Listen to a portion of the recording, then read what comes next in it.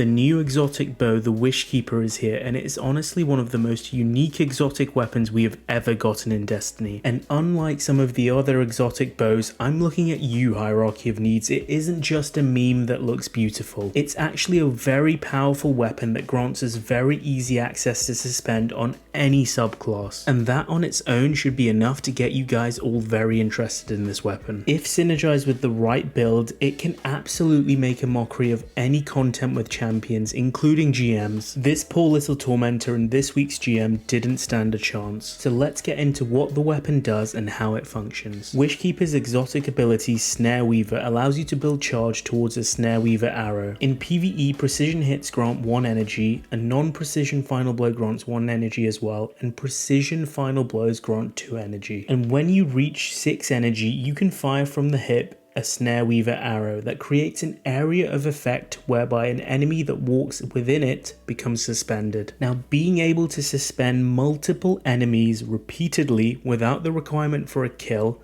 without the requirement for a grenade or any other ability, because you can generate energy from just headshots, makes it a great weapon for harder content specifically, where you can't guarantee the kill. The crowd control and champion disruption abilities it provides is nothing to scoff at. And then on top, this season we have Unstoppable Bow, and Suspend itself disrupts unstoppable champions, so this bow will be a great option for many seasons to come. Where this bow truly shines is the fact that it synergizes with Strand kits. I used it on a Strand Titan with a Bayant Leap, and I constantly had Woven Mail, which is a 40% damage reduction in PvE, because every time you suspend you gain Woven Mail with the exotic boots, and the bow suspend counts for this. Not only that, but then it synergized with my fragments like Thread of Mind, so every time I defeated a suspended target it gave me more class ability, so I could use my Bayant Leap suspend even more. Warlocks with the Thread of Transmutation fragment, we can generate lots of tangles, which then with the Wanderer aspect we can create even more suspending bursts. And then with the Swarmers, those tangle kills will generate even more Threadlings, which can generate even more tangles through the Wanderer. And then finally on Hunters, we could use a 6th Coyote build to constantly suspend enemies with our dodge ability, and thanks to Thread of Transmutation we can generate tons of tangles,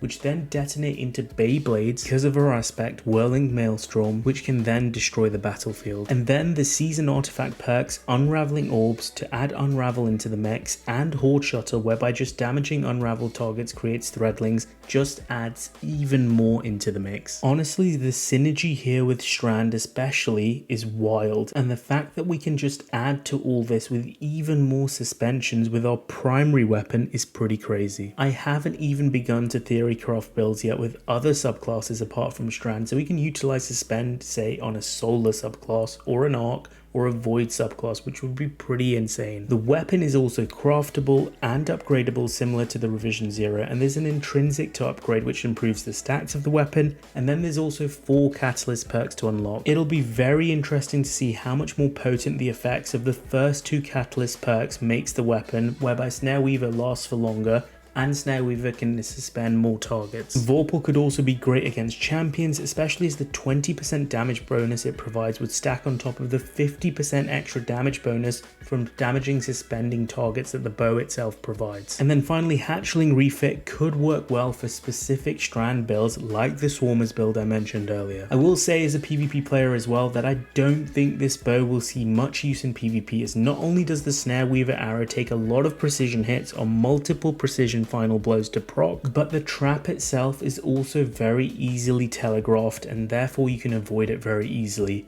So I do see this weapon mainly being used in PvE, specifically harder content with champions in it. So there you have it, my initial thoughts for the new exotic bow. I've enjoyed using it a ton already, and I do feel it synergizes very well with the Strand kit especially. Not only is it a beautiful looking weapon, but the feedback loop to getting that suspending trap arrow feels very satisfying. Honestly, I do see this bow being more useful than Hierarchy of Needs and even Verglass Curve in harder content. If you enjoyed what I talked about today, remember to smash the like button and subscribe to the channel for more Destiny videos, both PvE and PvP. I'm Mr. Ronnet, and that's it for today. Peace out, guys.